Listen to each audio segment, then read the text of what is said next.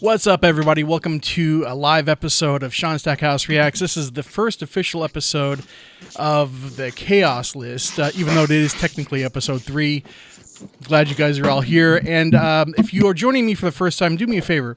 Hit the subscribe button, hit the bell for notifications, smash that like button. And if you have any special requests, slide those into my DMs on Twitter at SHAUN STACKHOUSE. I'll be happy to get those out to you as soon as possible. And I've got my... two partners in crime with me here tonight. I've got Chris Knight from the Real Review 3000 and Danny Graham from Comic Chat. What's going on, fellas? It's okay. You can, from now on, you can just say I got the crazy guy and Danny. I'm used to it. Well, I mean, I think I'm the voice of sanity and reason, so I'll take that, man. Between the two of us, absolutely. What's going on, Android? I'm glad you're here. So. Danny's jumping around. Yeah, I see that. It's Skype, guys. When you see the windows resize, it's just a Skype thing. I can't control it, unfortunately. Luckily, you're gonna have to make them bigger again. Well, it's yeah. Luckily, I think I found an alternative to Skype that we will be exploring for future episodes. Hey, Darth Reese, I'm glad you enjoyed that intro. That is our official Chaos Central intro for the 3 shows that we're going to be doing. So right away, there's before we get into the main topics. Hey, Perp, what's going on? There's the whole Amber Heard Johnny Depp thing that's been going on for a while. I'm sure everybody is aware of, the fact that she accused Johnny Depp of abuse, and she's actually looking like she's the one that actually did the abusing herself to Johnny Depp. Yeah, Amber Heard is the one that plays Mira, correct? Yes, she is. Mm-hmm. Oh my Lord. I hope they get that resolved, because it's going to be hard to replace Mira. She was a breath of fresh air in that particular movie for me. I agree. I don't know if it's going to be hard to replace her. I think. I don't think you're going to have to replace the character. I think they're talking about replacing no. the actress. I mean, Mira will still be there, but yeah. It's. I think Amber Heard played Mira well, perfectly. Yeah. I don't think you're going to be able to get that chemistry that they had. They had a chemistry. The only person that comes to mind, I can't think of her name, but I know she is Ron Howard's daughter. Oh yeah, Dallas Bryce Howard. She has that feistiness. She's not. And she's dyed her hair red too. Well, I think she's naturally redheaded. Yeah, she's natural because she's redheaded in Jurassic Park. Okay, that's true. Yeah, but to me, she's not as attractive as Amber Heard. I don't know. I like her, but I like Amber Heard too. Perp says to get Scarlett Johansson to replace her. Jump from Marvel to DC. I mean, your character's dead. Why not? Well, we don't know that for sure. Well, I mean, as of right now, everything that we know, yes. But... Here's the thing. I'll say I can't remember. Trying to remember if it was on the Weekly Rumble. Did we do this on the Weekly Rumble, Danny, when you were on? I don't remember talking about. I can't remember if it was there or on Danny's channel or what channel I was on when we came up and talked. Oh no, I remember. It was on Thomas Gilkey's channel. And we brought and this was the thing. And I'll say the same thing I said there. Hollywood needs to butt out of this situation right now. If they're going to film Aquaman 2, start filming it with her. Whatever it looks like, it is in the courts right now. It's not in a criminal court. It's in a civil court. And the fact of the matter is, Hollywood just needs to butt out. I don't watch movies because of what somebody did. Because here's the thing. Johnny Depp stuck around, and it created a toxic environment. I'm not saying he's a victim. I'm not saying he's the aggressor, and vice versa. We don't know what really went on. And when you start adding in these recordings and this and that, it's all. I mean, and Sean, you'll kind of know because you're from Kansas City too. The Tyreek Hill situation, where his girlfriend or his fiance recorded him saying some stuff, and then after an investigation happened, the second that the investigators said we're done with this investigation, nobody's getting charged with anything, her friend just happened to release that video or that recording. Yeah. Mm-hmm. Stop getting involved in people's lives. Well, Hollywood needs to butt the F out. that is a big order for Hollywood. I'm going. Go ahead, Sean. Oh, I was just going to say that's a big thing for Hollywood, because I mean the thing is Hollywood is for the past 6-7 years they've been on a trend of firing people just for accusations, mostly males. Stop it, because you are not helping a problem. What you're doing is you're saying we know. We don't know. From the law enforcement, what was that? Go ahead, Danny. Law enforcement standpoint, I'm gonna kind of disagree with you a little bit. The problem I see is that actors, athletes, people that's famous, they have more to lose than the regular Joe Schmo. Mm-hmm. If me, you, or Chris, you or Sean, we get in the same situation, we might get here in South Carolina, basically, if it's your first time, and depending on how severe it is, you're gonna get maximum 30 days in jail. Get to go through anger management. Get to go through a course. Is she in jail though? No. No. But I'm just saying, is he in jail? Famous people, they lose their careers. They lose endorsements. It's not fair. Right. So I'm saying they need to try to regulate that or get it more fair. If she's still getting beat up or whatever the case, that still needs to be addressed, but it doesn't have to destroy that person's career just because they've been. Well, that's what I'm saying. They need to butt out. Hollywood needs to get away from this and not worry about it right now. We don't know what's going to happen. They need to let out. What was that? Because you always got to remember what if that's what's her name again? Amber Heard. Amber Heard. What if that's Amber Knight or Amber Stackhouse or Amber Graham? Then you're gonna feel a different way when it's a lot of people sound like you say right now, but out until it becomes personal. So you're saying, wait, time out. So what you're saying is this is Johnny Depp doing it? No. I'm saying I can't speak intelligently because this is the first time I'm hearing it.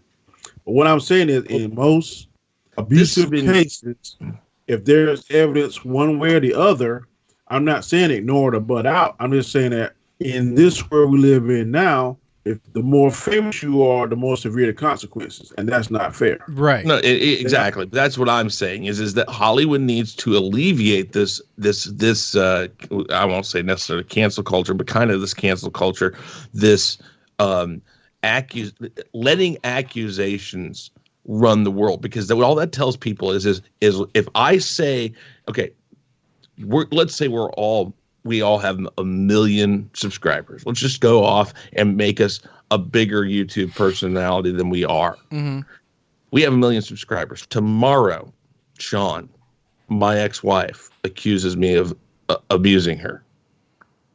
Yeah, I know. What's going to happen to me? I know. The way the world works, it doesn't matter what I say. I could say I never touched a woman in my life, or whatever, and I have to fight now because they go ahead and say, oh, well, the accusation's enough. Mm-hmm.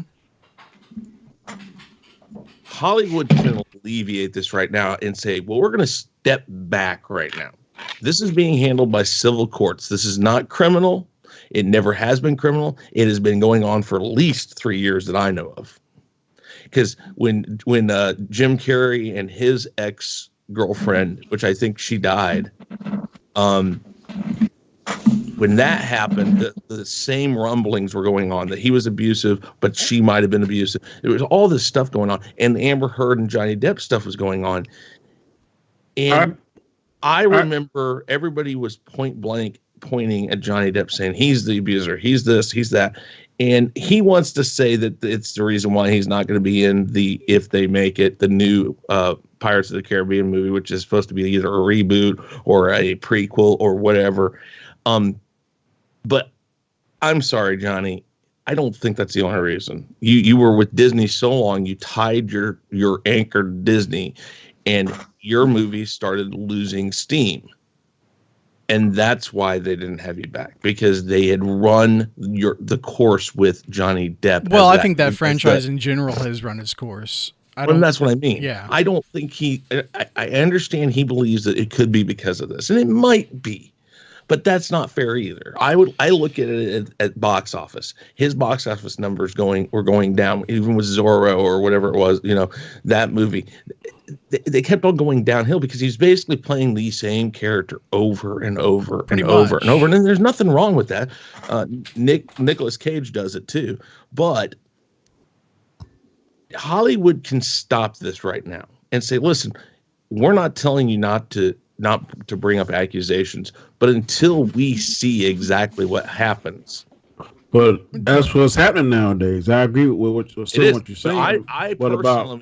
I personally am saying don't fire her until there's something to fire her over, because there is nothing at this point. The only thing right now I will say is that if there were true equality in Hollywood at the moment, then Amber Heard would have been fired as soon as the accusation came out, just like the males have been fired as soon as accusations have come out. And that's fine, but even I say that, But I don't think you should do that in general. I think you should wait until there's definitive proof one way or the other, and then the studio can decide on their own, are we going to continue to back this person, or are we going to find somebody to replace them? They shouldn't be forced to do whatever because there's an outrage. No one should be forced to do something.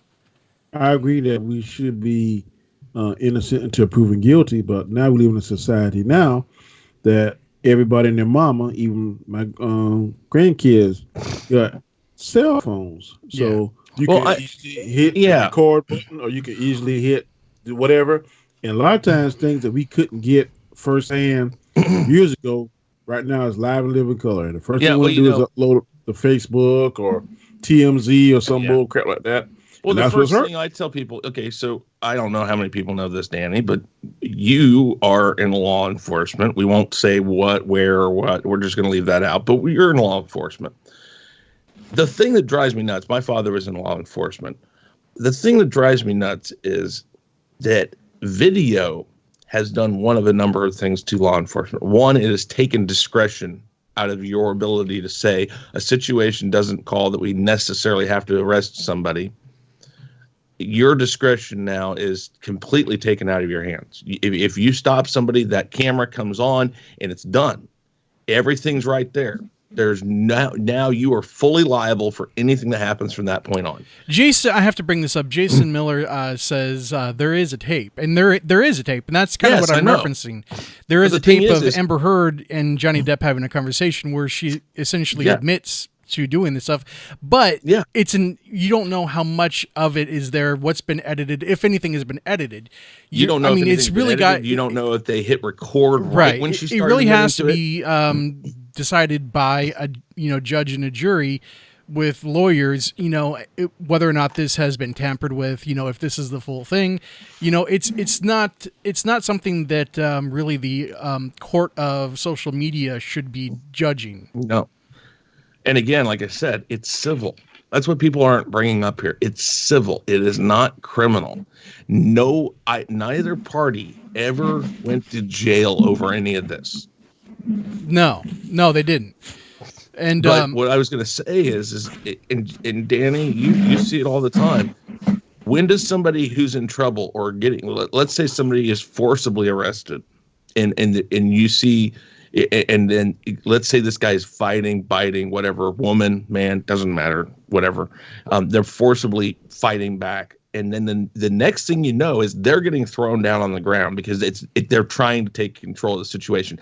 That's when people's cameras come out. That's when they're gonna record. They're not gonna show you what the person was doing wrong, because that's what videotape has done.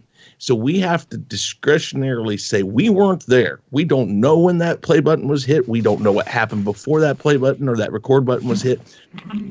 Let the courts figure this out, because I guarantee you right now, as many people who have signed the petition to remove her from Aquaman, there's going to be an outcry by people who, and the first people are probably going to be the Me Too people that say, but we don't know if he didn't do it either too. We don't know, because like I said, they both stuck around each other for way too long because they created a toxic environment, and we cannot, in the court of public opinion, accurately handle this. And I know, here's the thing, that though. She could very well be fired. It doesn't matter what I have to say.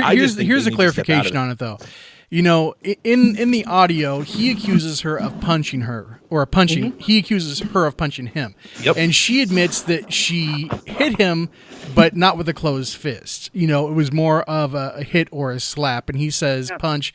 And honestly, I mean, I know people, you know, the thing going around with Amber Heard is, you know, that she's crazy. She's done this apparently in the past. But she doesn't look like, I mean, even if she did punch him, that it would be that big of a thing. You know? I'm going to tell you what. Let me tell you a I have statistic. met small people, small men, small women who can I know. thoroughly but Danny, kick anybody's ass Danny, they want. why don't you go ahead and say what you're going to say? Sorry, Danny. I said a glaring fact is about 1 out of every 10 men that's a victim is going to report it because they are ashamed and embarrassed that a woman got upper hand on them. Yeah. Another fact too that I think whatever it is that it takes the average victim 6 to 7 times before he or she, well, it's more for men, but for a woman it takes her 6 to 8 times to be abused before she finally said I had enough. Wow. So we don't know how many times Johnny Depp, if he did in fact put hands on her, we don't know how many times this is. We don't know how long it's going on, and a lot of times even it goes longer than that. I know there's one lady in a case that I work. I handled 14 different cases on her. She had 10 kids with this one guy before she finally wising up and left him. So a lot of times it leads to jail or either death. So I don't know how long Amber Heard and Johnny Depp been together. This is really the first time I'm really getting into this. I hadn't researched it, but I will research it after this show. And I mean, we just don't know. And I agree with Chris saying that we shouldn't let the public's opinion dictate what a studio shouldn't let that dictate whether or not they're going to end this lady's career in this particular venture or not. But that's where we live in today. And like you said, from the time we get a call to the time we step out, we have to hit those cameras to make sure we cover it. Yeah. They met on the Rum Diary movie in 2011. They started living together in 2012. They were married in a private ceremony February 3rd of 2015. And I don't know if they're officially divorced yet. I don't know. I don't know. But I mean, it's an interesting subject because I don't think she's said that he's abused her. He's only come out saying that she's abused him. Well, here's the thing. Here, I'll give you the timeline. So 2009, Depp and Heard met on the set of the Rum Diary. June 2012, Depp and Heard started dating after the actor split from his longtime partner, Vanessa Paradis. January 17th, 2014, People magazine reported the couple was engaged. April 7th, 2014, Depp showed off his engagement ring during an interview with ET, stating it's exciting to wear a girl's ring. I don't know. You know, it just fit, I guess. Okay. May 2014, a text message conversation retrieved by Entertainment Tonight on June 1st, 2016, reportedly showed Depp's abusive behavior towards Amber Heard in May of 2014. Okay. In February of 2015, Depp and Heard tied the knot in the Bahamas. There's some question about where they did it. I don't care. March 2015, Depp suffered an injury to his right hand while filming Pirates of the Caribbean, Dead Men Tell No Tales in Australia. Reports said the injury occurred during an argument between Depp and Heard where he punched a wall. May through June of 2015, the couple faced legal trouble after it was discovered Heard brought their Yorkshire Terriers to Australia illegally. Blah, blah, blah, blah, that doesn't matter. 2015 or September 2015, during an interview with Jimmy Kimmel, Depp addressed the dog controversy. We're under the impression that we had all the paperwork done. That doesn't matter. I'm trying. So it's been going on for quite a few years. The first I've always thought Johnny Depp was a strange bird anyhow. He is. I mean, even back to like the 21 Jump Street days, he was a little odd, but I mean, just because you're odd doesn't mean that you're bad or, you know, an abuser or what have you. You know, Chris is odd. Okay, so April 21st, 2016, according to court documents, Heard claimed that Depp showed up to her birthday party on April 22nd, inebriated and high, and violently shoved me to the floor after grabbing her by the hair. Heard attended. Okay, no. Depp's mother died. Hold on. According to court documents, a mutual friend of the couple called 911 at the request of Heard. According to Heard, the conversation began very normal, but then Depp began obsessing about something that was untrue, and his demeanor changed dramatically.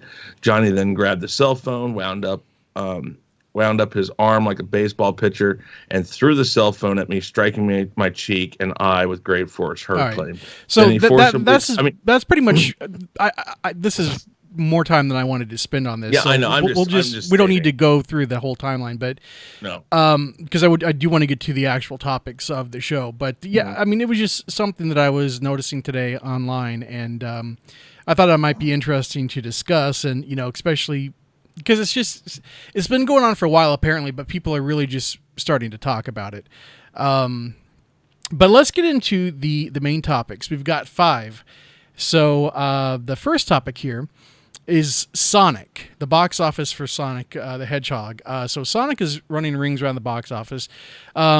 As of the weekend, Sonic earned $58 million over the weekend and dethroned Detective Pikachu for the highest opening weekend box office for a video game adaptation of all time. So I saw Sonic. I thought it was really, really good.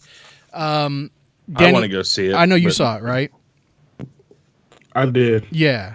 So I think it's just under Mortal Kombat for me. So what? I think it's just under Mortal Kombat for me. I think Mortal Kombat's still like the best video game adaptation so far. I agree with you. Yeah, but I think it outperformed Mortal Kombat.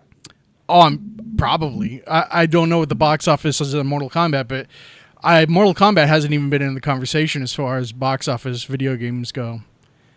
I still say that this is, from everything I'm reading, the way I've looked at it, it is the best adaptation. Yeah. It is. It's a really good adaptation. It's very, very close to the source material, and I'm happy about that. Whoever wrote the show and whoever picked Jim Carrey should go to him. Is he back in form? Is this like Jim Carrey? It is like 1990s era Jim Carrey. I want that for Jim Carrey. Jim Carrey needs to come back. I think he stole the scene just about every time he came on. Mm-hmm. Cool. That's good. Yeah, I mean, there was one part I didn't. The guy that played the Major. I don't want to spoil nothing, but you know what I'm talking about. When they first introduced Rodney, and he was talking to the Major. Oh, the guy who plays Damien Dark. On the CW. He was underused in that movie, man. He is an awesome bad guy. Mm-hmm. But I mean, he was on a screen time, maybe 2 minutes screen time. Yeah, I think he would have actually better served as the Dr. The henchman. I think he would have been way better as the henchman. But yeah, I mean, it's always cool seeing him because he is a force on screen, and when he plays a bad guy, he delivers it really, really well. Yep. But yeah, Chris, you still need to go see that. You take your kids to go see it, because it's really Kiddos. Cool. And since we're first generation Sonic fans, I mean, this is like 29. I was looking at the back of my game. It came out in 1991. So this is it's having this much success 29 years after the fact that it made its debut on the Sega Genesis. So the fact that it's doing so well this long after it was actually released, I think is actually really cool. The only thing that pissed me off is I didn't know they had a end scene credit at the very end. Yeah. So I didn't stay and see it, and that pissed me off. I saw it on YouTube the next day. Yeah, there was. It was a good end scene credit. But as far as I can remember, Sonic was really popular in the 90s, and I think the last time I remember it being really relevant was late 90s, early 2000s max. I mean, really, really early 2000s. So, you think that's about accurate, Chris? Because I know Sonic still has a presence. Like Nintendo is using the IP. Well, and some, Nintendo owns the rights. No, Sega still owns Sonic. Well, yeah, but what I mean is that Sega is now a developer, right? Not the system. But so, Sonic games have been available on all the systems. It's not just been Nintendo, but the character Sonic. Ever since they released the Sonic Collection, that was the beginning, because that went to PS2, that went to whatever Nintendo's thing was at the moment, GameCube maybe. I think they had it on GameCube. But there was also one that was released. I think after Xbox Sonic One was Unleashed launched for Wii. So I have Sonic Unleashed for Wii. There's been games pretty consistently since it began. Some better than others. I like Unleashed. It's a newish. It's a twist on the game. Mm-hmm. It's more 3D. They went from the 2D 3D idea, and as time went on, they started morphing to partial 3D, like, when you had to do the special stages, instead of being 2D where you bounced around, you get the Chaos Emerald in the first one. The third one, by that time, you were actually going in a forward view on 3D, this way, jumping. It had a much more 3D and then look. The original Sega CD game that was the attachment to the Genesis, I believe, if I remember correctly, that was fully in 3D. Yeah, and I can't remember what that one was called, but I had, I think it was called Sonic CD or Sonic Sega CD or something. Yeah, I think so. Yeah, and I mean, but Sonic, the thing about Sonic is it kind of made Nintendo have to compete. Sonic did stuff that Mario didn't. Mario couldn't run as fast. It wasn't as fast paced. I remember the first time after I beat like the first stage, after I got more comfortable with the game, I went back and played that first stage. You can get through that first stage in less than 30 seconds. Oh yeah, it's super easy.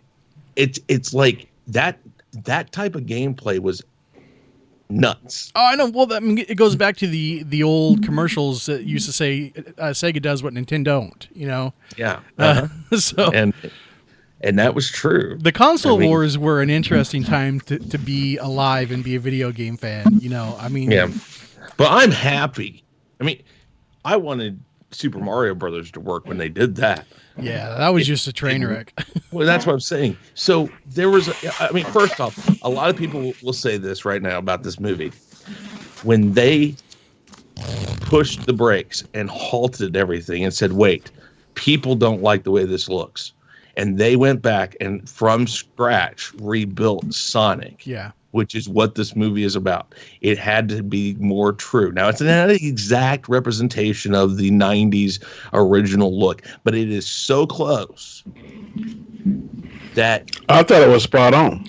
Well, it's pretty darn close. I watched a video where somebody broke down the two the differences are not anything that matters. No. That's the key. The differences don't change anything. The differences when they first designed it were horrible. Yeah. And really that's the whole reason I went to go see the movie. I wasn't really checking for a Sonic movie, to be honest. But since the director was like, all right, cool, we hear you guys, and we're going to go back and we're going to redesign Sonic, and we're going to push the release date back. I was like, wow, the studio is actually listening to some criticism, and they're going to do something about it. Not to say that the studio should always listen to the fans, because the fans, I don't think, always know really what they want. Yeah, but in the case of the design, since he was so clearly poorly designed, I think that was a valid criticism, and the fact that they went back and took notice made me go out and support it. Hollywood needs to look at that and say, wait a minute, it works to listen to people? Yeah. That's not the exception to the rule, though. That was just a fluke, I think. What's a fluke? The fact that they listen. The fact that they listen. Yeah. I don't know about that. It's not. It's definitely not the norm. At least not at this current time. And that's the problem. Name another movie where they listen. Exactly. No. I see what you're talking about. No, I'm talking about with this one, they were listening. Oh yeah. But he's saying that this situation is not the norm. It's not so much a fluke. They listened on purpose. What it is it's a break from the norm. It's an anomaly. Yeah. Let's be honest. I mean, the fact that you're bringing an IP that is like essentially 30 years old, to the big screen for the very first time, you run the risk of it underperforming anyway, especially if it's CGI heavy film. And so I think it actually serves you to actually listen to fan reaction to your initial trailer release in a situation like this, only because it's very possible that something this old making its first appearance may not do anything. Hey, Hot Space, thank you for joining us. It was very smart because now Sega or Genesis or whoever studio that owns it has reintroduced new fans. Reintroduce an old character to new fans. Yep. And now it's going to just become more popular because I know my grandsons didn't know anything about Sonic until they saw this, and they were talking about it a day or two afterwards. So yeah, and that's really cool that a new generation is being excited about it. I wish they would have listened way back when they made that Dragon Ball Evolution movie. I wish they would call me and say, "Look, Danny, we know we got a bunch of crap. Please write. We'll fly you down here so we can tell us what the fuck we're doing because I'm sorry I even went there." No. When I think Dragon Ball Evolution, man, I just want to slap somebody. Well, Chris is right next to you Dragon Ball in the video. is perfect for movie adaptation. It's just you have to have the right people. Mm-hmm. Yes. I mean, a lot of anime, and I know Dragon Ball Z's light anime, like whatever. It's not hardcore anime, whatever you want to say. But a lot of anime would make great movies. It's just the problem is the people who get their hands on it don't really understand it. They cut all of the people out that actually know what the hell they're doing. And again, that's the common theme for a lot of this stuff. But if somebody who Dragon Ball, I don't know why they just letting it sit there on the shelf. I don't understand. Disney owns Dragon Ball? Yes. Oh man. Yeah. Darth Reese asks, "Are they still making the animated Mario Brothers movie?" Yes, they are. It's the last I've heard. So won't be there for that. I'll definitely check Mario out. Because I liked in the '90s. They had the Super Mario Brothers Super Show. It had who was the wrestler? Was it Captain Lou who played Mario? The guy. Mm-hmm. Yeah, and so he was Mario in the live action segment in the beginning, and they had the cartoons, afterwards, and they had the Adventures of Mario Brothers 3. It was a Saturday morning thing in the early '90s, and it was really good. So if they are true to the subject matter, then I will be good. So we're gonna move on to topic number 2 here. Topic number 2 is regarding Masters of the Universe Revelation. They've announced the voice cast, and so there are some interesting casting choices here. I'll go over it really quick. We've got some of these people I don't know, like Chris Wood. I'm not sure who that is, but Chris Wood is going to be He-Man, Prince Adam. Lena Headey as Evelyn, Liam Cunningham as Man-at-Arms, Griffin Newman as Orko, Stephen Root as Cringer, Dietrich Bader as King Randor and Trapjaw, Alicia Silverstone as Queen Marlena, Susan Eisenberg as Sorceress, Henry Rollins as Triclops, Kevin. That would work. I agree. That's a really good choice. Kevin Michael Richardson as Beastman. Ooh. Tony, where do I recognize that name from? What has he played? I think didn't Kevin Michael Richards played voiced the Joker? Oh, is he the one from the Batman? With the one with the dreads? So. I'm looking. Yes. Okay. He did the crazy one, I think. Hold on. Trolls World Tour, Mortal Kombat Legends. Hold on. That's the movie. Hold on.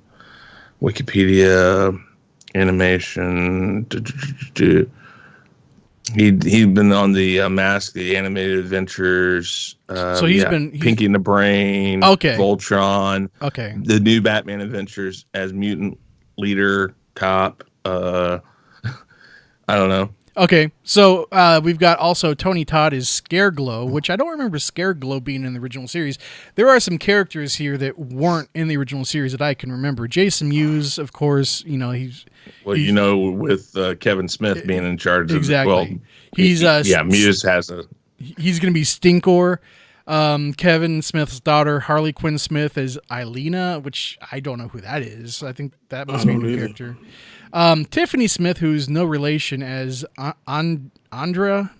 I don't know who that is either. And I'm a like old school like He-Man fan. I know a lot about He-Man. I don't know some of these characters. Cree Summer as Priestess. Justin Long is Roboto.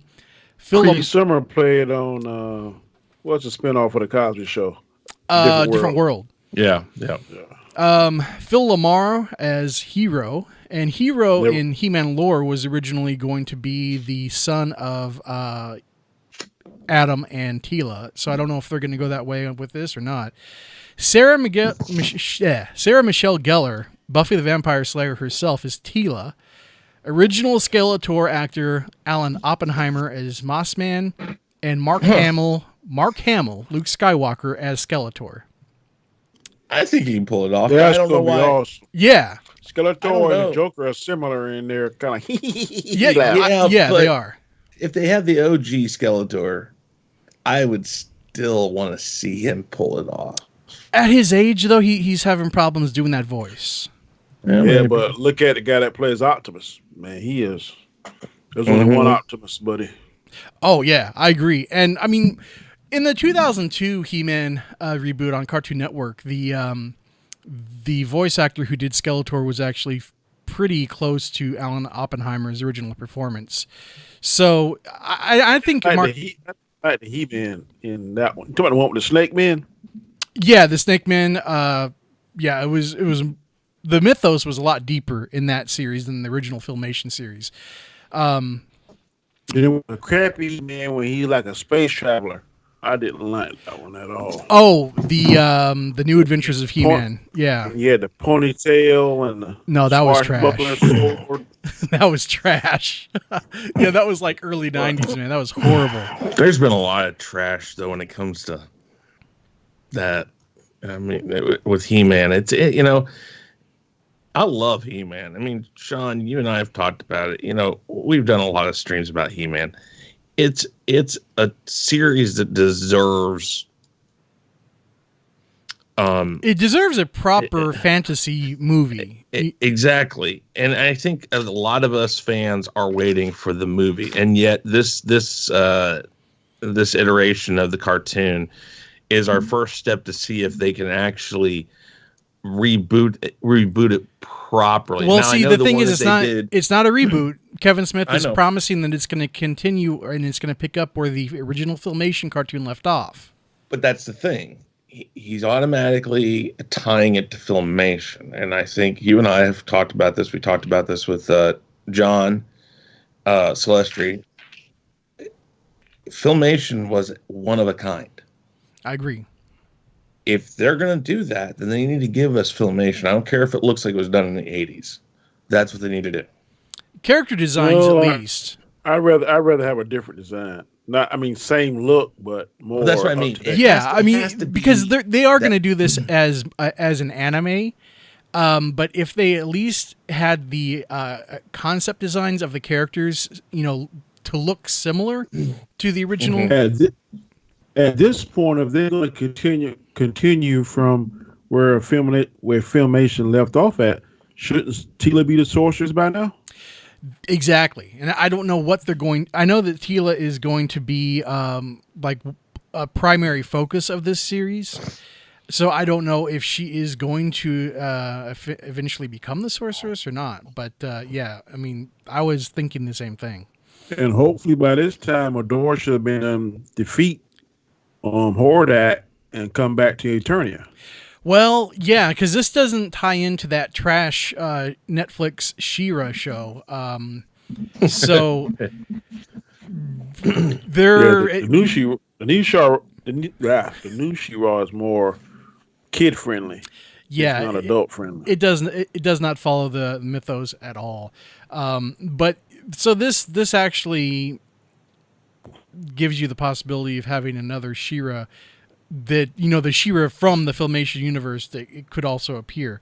But I'm kind of looking forward to it. When it does premiere, I'm looking forward to hearing what Mark Hamill can do. I'm really kind of interested in seeing the original trailer to see what the designs and everything look like, because that's really what channel is this supposed to come on? This is going to be Network Netflix. Or No, it's a Netflix original. Netflix? Yeah. Okay. Yeah, it's going to be Netflix original. So, sometime this year, you think, or I believe so. Yeah, I think it's this year. Yeah. So with it being Netflix, it has the same people behind it, I believe, that are doing the Netflix Castlevania series. So, and that series, Castlevania is hell. Yeah, it's really, really violent. So they have the since this is here is the plus side to this, in my opinion. Since they are connecting this to the original Filmation series, it's going to attract the interest of the original He-Man fans that are adult now. So they do have the option to go a little more graphic and violent with this interpretation, I think. They should do it like they're doing the new. Have either one of y'all seen the new Deathstroke? Yeah. Mm-hmm. Mm-hmm. They should do it in that style. I wouldn't be mad at that. Yeah, that would be cool. Mm-hmm. All right. First scene be he being bending Teal over in Castle Grayskull. I mean, yeah. All right, that's a way to go. Sure. I have the power. Oh man, you just. I'd buy that for $1. All right, moving on to topic number 3. So this is talking about potential Birds of Prey spinoffs. Okay. Oh my God. I know. Birds of Prey is struggling right now. So Birds of Prey producer Sue Kroll says that the abundance of central characters presents several different opportunities for sequels and spinoffs. Of course, whether these actually get off the ground depends on how well the original film does. So, are HBO Max sequels and spinoffs more likely than a theatrical release at this point, in your opinions? I mean, you take a look at the box office. Max sequels or spinoffs more likely. Yeah. You talk about any type of spinoff from Birds of Prey? Is that likely? Is that the question? Am I understanding it correctly? Yeah, like any type. I don't see how anybody would touch Birds of Prey spinoff now because it's underperforming now in the box office. So why would you put more money on bad money?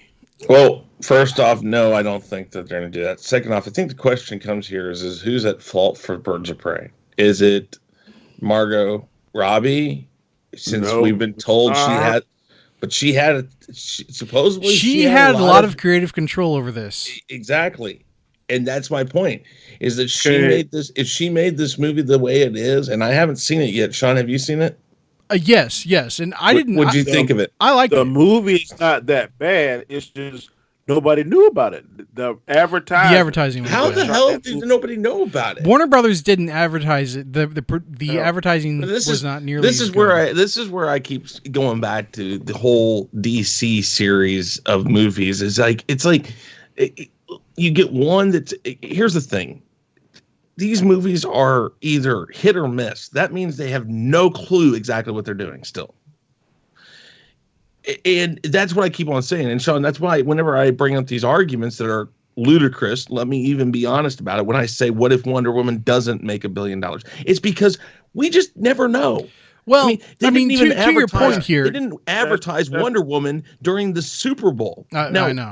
We're not going to jump off on that. But hold on, really quick. To your point, though, Birds of Prey is actually something that's is carried over from 2016. It's been in development since 2016, and so it is very possible that this is leftover residue from the DC universe that was, like the Batman v Superman DC universe.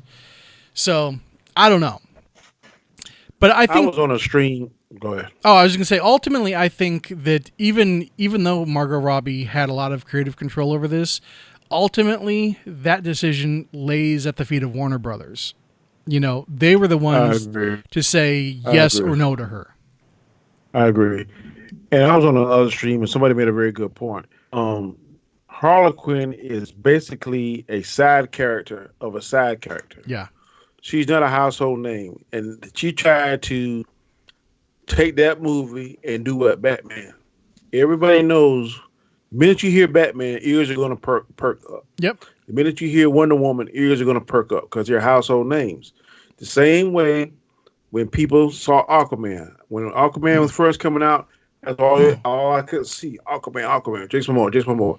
On this, I could count the times in an hour I saw anything promoting Harley Quinn and Birds of Prey. It just was not put out there the way. I don't think their advertising campaign was good. No, it wasn't. I don't think it was. I mean, if you compare this to the advertising campaign of Aquaman, it pales in comparison because Aquaman was everywhere. I don't get what they're doing. Did any of you see what's the one about the evil Superman? Brightburn. Oh yeah, that was interesting. Did you go to Brightburn? I saw it, but not in the theaters. No, okay, but they had they had a handful. People, geeks like us, know what Brightburn's about, but they didn't advertise it. They didn't explain to the audience that's going to consume it. Well, what's the other one? Broken? Was it Broken with Bruce Willis or Unbreakable?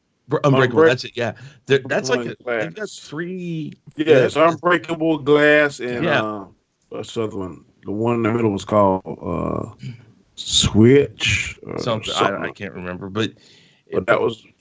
Exactly. They're afraid of what they're putting out there in a sense that if it's darker, grittier, that's why Morbius looks good. But how are they going to handle it? Are they going to push for it? Well, Morbius is only PG-13 though. So I know it's not going to be.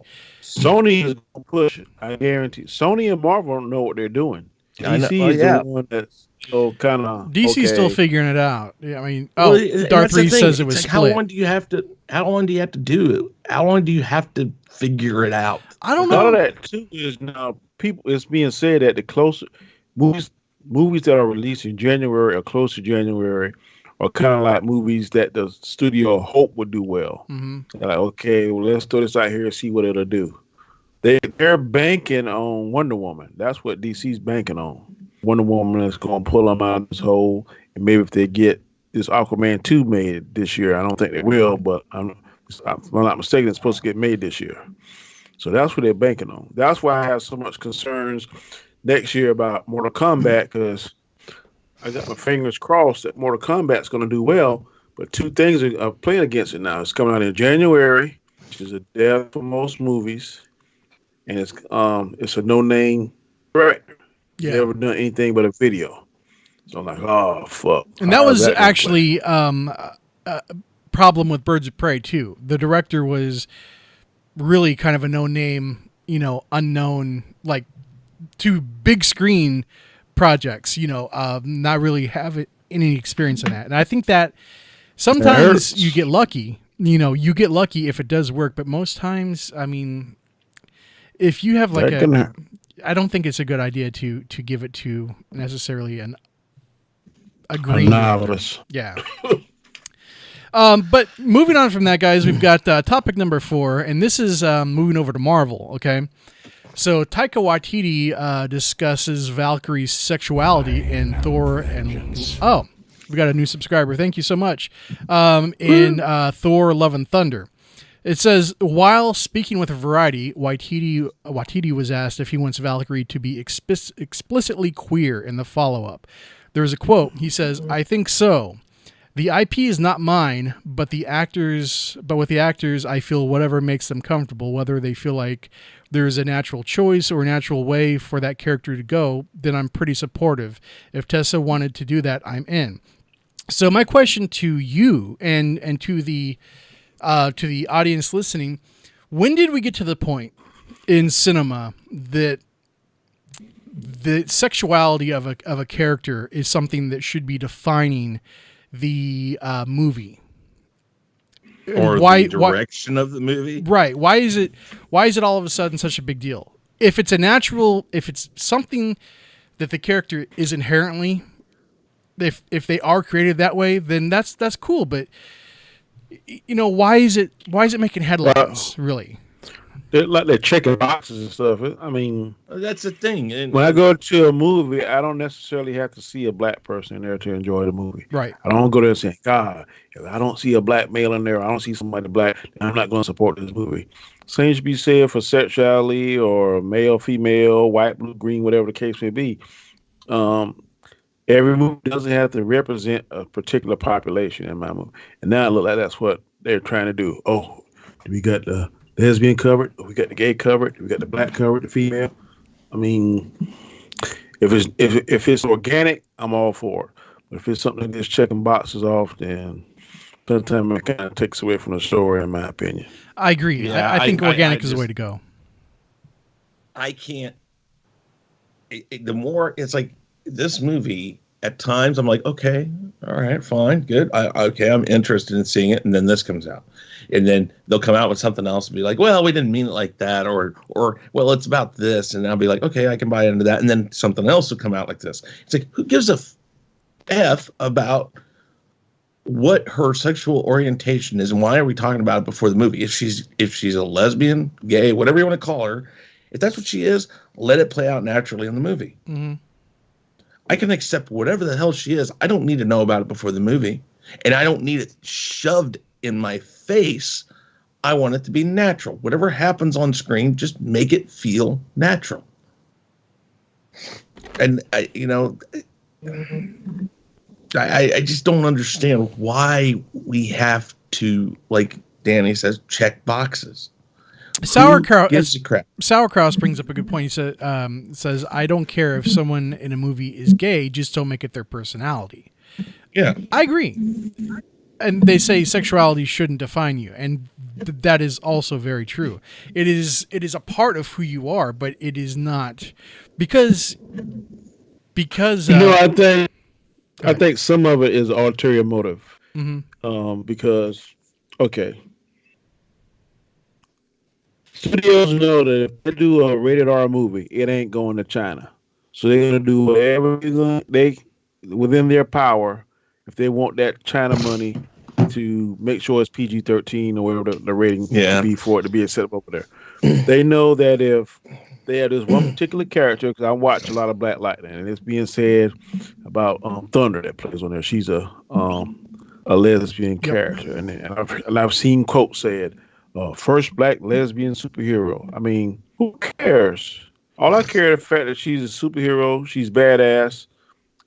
Does she like women? I don't care. Does she like men? I don't care. That's not what the character be. But I think that a lot of times these TV shows and these movie theaters are trying to hit a target audience, and the only way they know how to get them in there is they see someone that they can relate to. Yeah. So I think that's why a lot of these lesbian, gays, whatever the case may be, blah blah blah blah blah. Dandelion Fluff here says the thing I was just about ready. I was going to say that too. Just because an interviewer just because an interviewer asked doesn't mean that it will happen in the film. He's an excellent director. Mm-hmm. Well, okay, I'm not. It's very possible that it was a loaded question from that interviewer. Exactly. And then the second thing, remember this, and this is what I always go back to when we're talking DC and Marvel. And at this point, Sony's stuff, because I think Kevin Feige has a little more of his hands in Sony's stuff than we know. Kevin Feige, if he feels it's going to be too earth-shaking, he won't let it happen. I think the best proof of that was Captain Marvel, because Sean and I both have agreed about this. We heard nothing but this is such a woke movie. This is all about this. This is all about that. We went to go see the movie. While it isn't the world's best movie, we didn't really catch that. No. I mean, there were subdued themes that I was kind of like, well, Nick Fury isn't really Nick Fury, and they give her a little too much credit for what Nick Fury is in the future. But it wasn't overtly in your face feminism or woke. Right, because the two directors of that film came out before it was released claiming that it was a feminist film. And I didn't pick up on any feminist theme of that movie. Nothing really strong. No. There's feminist themes in it. But it wasn't overly feminist, you know. It wasn't like pushing anything into your face. You know, people will make it, people will mention, they're like, well, there's two women who are test pilots. I'm like, exactly. They're test pilots. They're not real pilots. They're not actual Air Force pilots. That's a first key right there that it's not woke. If they were leading squadrons themselves, the two of them were the two main people in a squadron, that's woke, because that takes a lot of time. But them being test pilots, I'm like, I can buy that. So there's those things. But if they go out there and just shove that Valkyrie is a full-on lesbian in this film, they'll kill this movie. I think that they're saying that she's bisexual, but Taika Waititi, TW, whatever the hell, he did Ragnarok, didn't he? Yeah. Yes. So I find it kind of funny that he's getting a second Thor movie. It's fine. I mean, I'm okay with that. But I liked Ragnarok. I don't know if he's going to be that just gung-ho about this. And he already built in the way out if the actors aren't comfortable. If it doesn't, he kind of says there's a natural choice. Yeah. I don't. I kind of think he's already putting in that backtracking. Well, it's there. It's just we didn't feel like it was so natural that she's just all about walking up to a girl and say, "Hey, honey, how you doing?" Again, if it's natural, if I can buy it, if it doesn't feel like it's shoved down my throat, I'm okay with it. But the way this makes it sound, because of the word explicitly queer. That's where that is coming directly from Variety. That is the way that they pose their question. Exactly. So yeah. So that is just par for the course with the media today. Unfortunately, it is. It is. But moving on to topic number 5. This is some Star Wars stuff, and Harrison Ford explains why Han Solo had to die. There was a quote. He says, "I figured that his utility had been exhausted, bled out, and I was willing to die for the cause," explained Ford. "Brings some gravitas, some bass." He reprised his role one last time in Star Wars The Rise of Skywalker to give his son some much-needed guidance in the scene where Kylo rejected the dark side and became Ben Solo again. So, do you think that Harrison Ford is actually speaking the truth, or do you think that he's just making up whatever? Because he didn't want to come back anyway. He wanted to. Wait, say that again, because you kind of faded out. Which on part? My end. Which part? Just what you were saying. Do you think that he is speaking like the actual truth about this, or do you think that he's just making some excuses? Because I don't think Han Solo had to die. I think Harrison Ford wanted Han Solo to die. I know that he wanted Han Solo to die in Star Wars, in the original one. He's made that very clear that he wanted out immediately. When they brought him Indiana Jones, he thought, this is my way out, and then they brought him back. They came back to him and said, let's go. And he's like, he didn't want to do this one. Mm-hmm. He did it out of honor. I think he did it for a paycheck. But what I mean is, he did do it for that one last time. Give the people the one last time. I don't disagree that Han Solo, and Sean, you'll know this is coming from one of the biggest Han Solo fans. I don't necessarily disagree that he had his utility was done. He's not.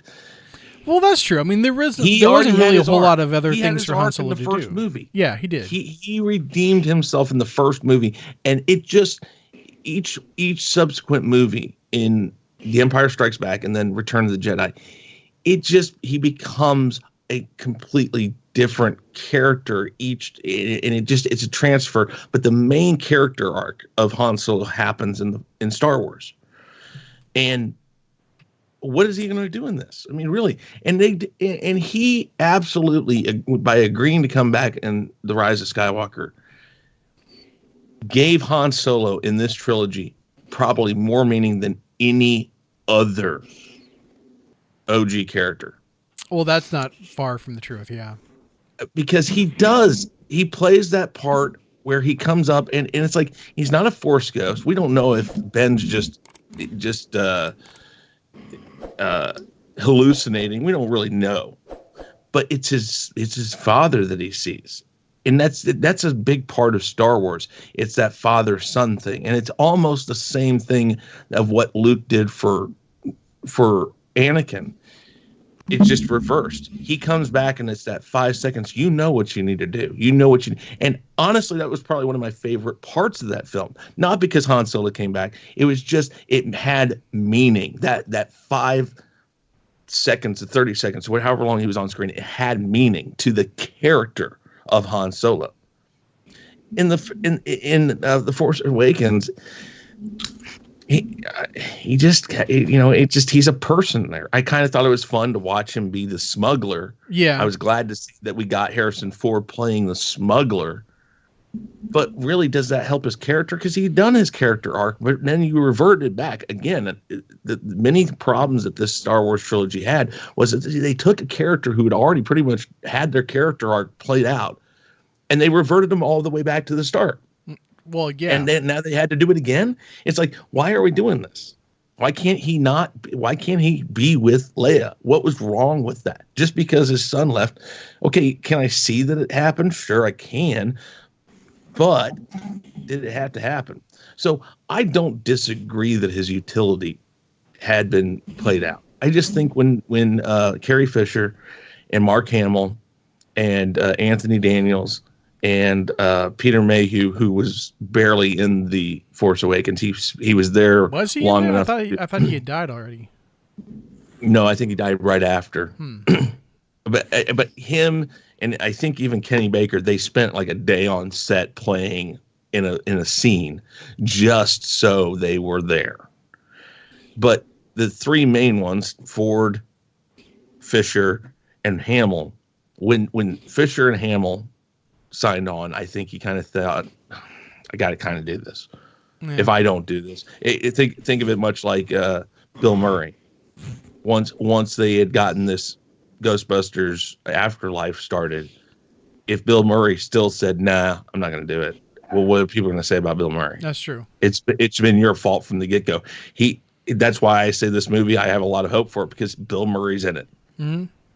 So I think it was kind of that situation. He didn't want to be called an asshole. He's like, okay, they're doing it, I'll come in, but on one condition: you kill me off. I think that's true. Yeah. So he wanted to die. He wanted the character to die. We know that. He wanted the character to die in 1977. It's just, it didn't play out that way. Danny, what are your thoughts? Sorry. I'm pretty much agreeing with what Chris said on that. I was just looking back, and it said ever since Return of the Jedi that Harrison Ford did not want Han Solo to live, and that he's more interested in doing other characters. There's also read that he's going to be doing another Indiana Jones, which I think is a mistake. But, yeah, me too.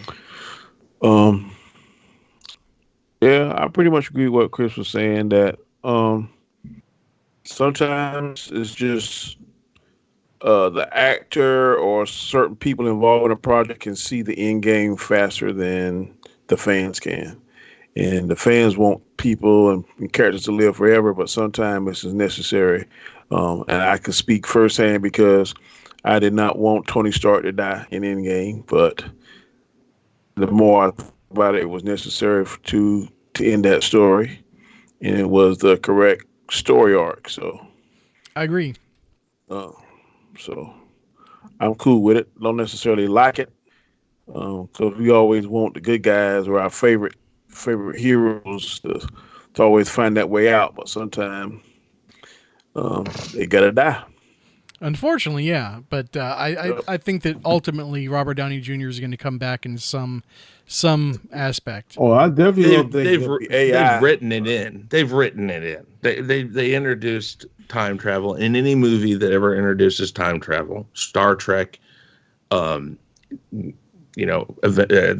Marvel series now, Back to the Future. I mean, Back to the Future actually is the best movie for time travel, because when they sat down and thought about Back to the Future and time travel, they really thought, what would happen? How could you do this? You have to be mobile. You can't go from one part of the country to the next. You're going to be right where you were. They thought of all this stuff and made it as believable as possible. So I guess I can't put Back to the Future in there. But I thought Endgame did a good job on how they explained it, but fans just try to be damn. Endgame left too many options open, I think. yeah, I mean, I love Endgame. Don't get me wrong. Endgame was a great movie. It's just that. But I'm saying, okay, it wasn't perfect in. Okay, the fact that that Loki got the Tesseract and created another timeline, that intrigues me. The fact that Captain America went back and lived, that intrigues me. I mean, I was okay with those. so the way they explain, the way when Professor Hulk was talking to the Ancient One, that was I followed all of that. So to me, that's what's happening. In certain points, the timeline is splitting off, and while it was, I definitely think the best show that did time travel was the Flash. If you watch the Flash when he went back and created what's the thing he created? Oh, Flashpoint. Flashpoint, yeah. Flashpoint. That was totally awesome. So, I agree. Well, you see, while I liked the scene of Professor Hulk and the Ancient One, she's sitting there explaining the same thing that Back to the Future explains. Until you go back to that moment and fix whatever caused the skewed timeline, you're in this timeline, not that timeline. But they don't really fix it. How they don't fix? Because Loki has the Tesseract in a different part. They go back further to get it, which we don't know if that fixes that moment. They leave too much there that you don't really know if it got fixed. Well, I think Marvel intentionally did that to try to promote this new show that's coming. Because that's what's going to. No. I think so too. Hold on, guys, just a second. Because things that people call holes, I think Marvel did intentionally. Yeah, because I mean, otherwise Loki would have died in on the ship. Yeah, in Infinity War. Yeah. I have to run and go get my kid. Well, that's fine. We're actually just coming to a close here anyway. So, Chris, why don't you go ahead and plug your channel and tell people where they can find you really quick? You can find me over at The Real Review 3000. Sean's over there every once in a while. I'm over on this channel, of course, every once in a while. Danny's channel. You know, we all kind of do a lot of different stuff and jump around. But right now, we're trying to get to 1,000 subscribers. Last I checked, I was at 850, 150 away. I have like 52 days left on my giveaway. If you're interested in this, help me get to 1,000 subscribers by April 12th, 2020. And go to my Twitter at ChrisKnight5150, like and retweet my pinned post, and you can have a chance to win these if I make it to 1,000 subscribers, which I should easily be able to do because we're talking 150 and I've made 70 in the past like week, and 150 that's just double that, and I have 1 month and a half or so. So truthfully, I mean, I'm not trying to be egotistical here or anything. I mean, I don't see how we can't do it, but I still need everybody's help. So if you haven't come over and subscribed, please do. Check out the videos first if you want. I'm fully fine with that. I'm not just expecting people to come over and sub, but if you guys like what you see, please sub. Go to Twitter, like and retweet that pinned post so we can get that out there some more. And if you know anybody else that might like our videos, just send them over our way. I'd greatly appreciate it. Guys, I do have to go. Thank you very much. It was a great conversation tonight, Danny, Sean. Thank you. And No problem, bro. yeah, guys, keep an eye out because we got another new show coming out on Sunday. I mean, at 9 Eastern, and so this will be the lineup for Chaos Central on YouTube.com. Your show is what time, Chris?